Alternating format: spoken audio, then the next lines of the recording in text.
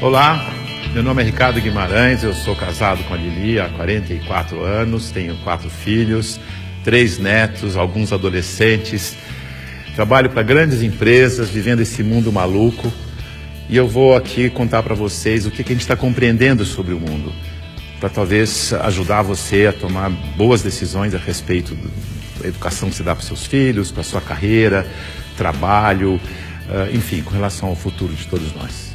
Olha isso aqui. Esse desenho, ele significa o que está acontecendo com o mundo. Parece um cardiograma, mas não é um cardiograma. Ele mostra que tem um momento em que as coisas estavam muito paradas, quase mortas, e começa a acelerar, e passa a ter uma animação, uma vida que não tinha antes. Tudo ficou acelerado. Sabe por quê? Por causa da tecnologia de informação e comunicação. Nessa fase, tinha pouca gente no mundo e a tecnologia de informação e comunicação era muito rudimentar e cara. Telefone fixo no lugar, imagina. Demorava muito para as coisas acontecerem. O cenário era estável, quase parado, lento, previsível, controlável, simples. Acontecia uma coisa de cada vez. Nessa fase, criamos instituições com hierarquias poderosas que controlavam o mundo. E nós nos sentíamos muito seguros, porque tudo permanecia igual por muito tempo. O indivíduo se submetia ao grupo, abria mão da sua individualidade, aprendia a regra do jogo e a vida seguia em frente. Isso deu certo por um bom tempo. Aí, com mais gente no mundo e com uma tecnologia de informação e comunicação mais poderosa e mais barata, todo mundo tomando decisão o tempo todo, numa velocidade absurda, o mundo começou a ficar instável, dinâmico, rápido, imprevisível, transparente, fora de controle, complexo. E nessa dinâmica toda, além da instituição, surge um novo personagem muito poderoso. O indivíduo conectado em rede, que acessa tudo e a todos o tempo todo. Mobiliza pessoas, trabalha, produz conhecimento sem precisar das estruturas e da permissão das instituições. Aquelas instituições hierárquicas e controladoras estão tendo que aprender a lidar com esse novo cenário, com esse novo indivíduo mais conectado, mais livre, mais móvel, mais bem informado e crítico. O mundo mudou tanto que pessoas de muito sucesso naquele cenário estão tendo muita dificuldade para manter seus negócios e empregos nos dias de hoje. Eu vou contar a história de um executivo muito importante, de uma organização global, poderosa, que estava tendo problemas enormes. Prejuízo, perdendo o mercado em todos os países em que tinha operação. Tinha brigas políticas internas entre departamentos, entre regiões, escândalos públicos, corrupção no financeiro e tudo acontecendo ao mesmo tempo com toda essa transparência ao vivo e a cores do tempo real. Esse grande executivo viu aquele cenário e disse: eu não dou conta dessa complexidade, dessa velocidade, dessa transparência toda. Eu me demito. Aqui está ele. É o nosso querido Bento. O Bento foi sucedido por um outro executivo, que parece que foi feito sob encomenda para lidar com essa época de tanta inovação, onde o indivíduo tem que ser mais autônomo, mais senhor de si, não se submeter à instituição, mas, pelo contrário, liderar a instituição. Chico aceitou o desafio. Aqui está ele, de um jeito fácil de comparar e ver a diferença entre ele e o Bento. Veja que o Bento está arcado, submetendo ao protocolo e às regras da instituição. O Chico está mais senhor de si. Para ele ajudar a igreja, ele tinha que mudar a igreja. Para mudar a igreja, ele tinha que criticar e propor novas maneiras de fazer as coisas. Porque do jeito que deu certo no passado, não era o jeito que ia dar certo no novo cenário. E ele começou a criticar e a mudar tudo usando o discernimento, o bom senso e os seus valores, que são os mesmos da instituição. A cadeira, por exemplo. Ele pediu uma cadeira mais simples, mais leve, mais prática, que ele mesmo pudesse carregar. A roupa. Uma roupa que fosse fácil de vestir, leve, simples e confortável. O discurso. Ele não queria que alguém escrevesse o discurso para ele. Ele mesmo ia fazer o discurso com as palavras dele. E para ele estar sempre atualizado e poder falar à vontade, ele não ia ficar isolado no Palácio do Vaticano, num quarto de 300 metros quadrados.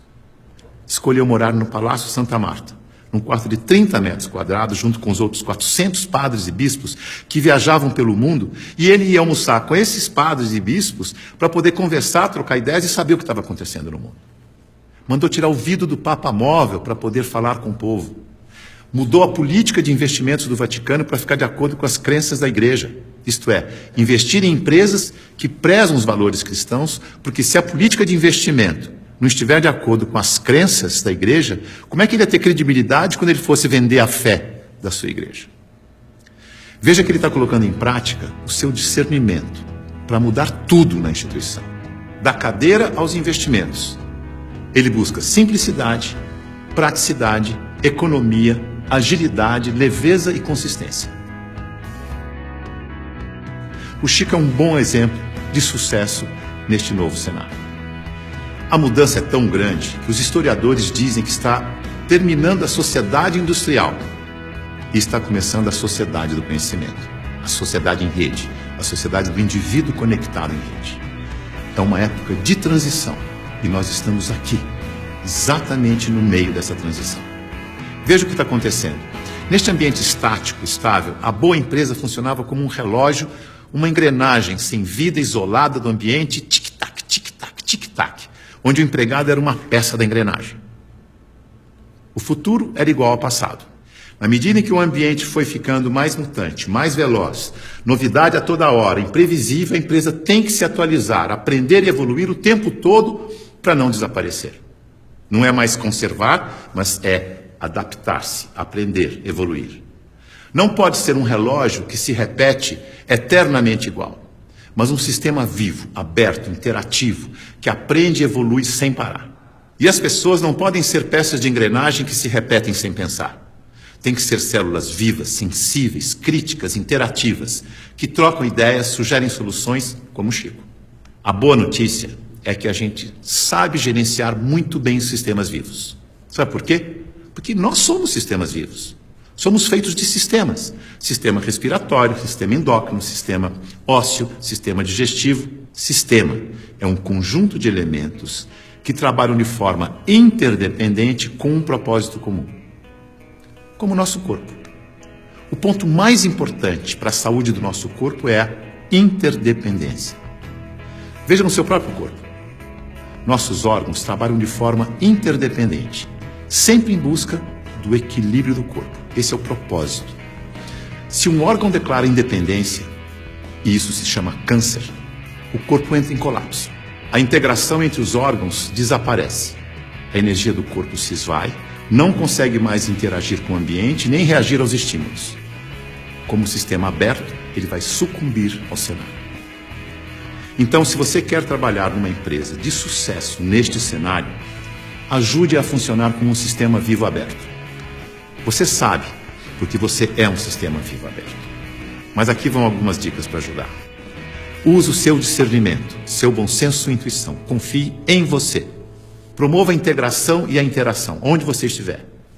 Seja sensível a informações relevantes para aperfeiçoar seu trabalho e a empresa. E o mais importante de tudo, reconheça que a realidade é interdependente. E por isso precisa da participação de cada um e de todos para resolver os seus problemas. Lembre-se, a boa gestão da interdependência garante a boa saúde do seu corpo e da corporação. Mais uma dica, não deixe as pessoas confundirem autonomia com independência. Autonomia significa que você tem consciência de que faz parte de um todo maior e por isso você pode falar pelo todo. Por isso pode ocupar cargos de responsabilidade na hierarquia. Independência é quando você não se reconhece como parte do todo e olha só para a sua parte, colocando o todo do sistema em risco de colapso. Independência ou morte deu certo no século passado. Neste século, o certo é interdependência ou morte. Veja a evolução das relações na empresa e no mercado. No começo, a hierarquia era absoluta. Poucos mandavam e todos obedeciam como crianças obedientes. Não tinha concorrente, mas precisava de canal para vender. Depois, a empresa cresce, a hierarquia permanece, mas as áreas passam a ter seus chefes. As crianças ficaram jovens e, como jovens, andam em tribos. Nós versus eles. As áreas competem o tempo todo porque precisam se afirmar como jovens. Essa é a fase da independência ou morte. No mercado, o concorrente aparece e obriga a empresa a olhar para o consumidor. Hoje, a competição continua, mas vai ter que conviver com a cooperação para sobreviver nesse mundo mais veloz e mutante, em que a interdependência fica cada vez mais importante. Temos que amadurecer como indivíduos e olhar para o nosso interesse pessoal e do todo ao mesmo tempo. O Papa Chico, quando falou do meio ambiente na sua encíclica, ele não falou com os cristãos apenas. Ele falou com todos que vivem neste planeta, que ele chamou de a nossa casa. É isso aí. É nós, junto e misturado. Essa é a real. Esse é o futuro, com as pessoas mais valorizadas, mais bem informadas e fazendo melhores escolhas para suas vidas. Boa sorte.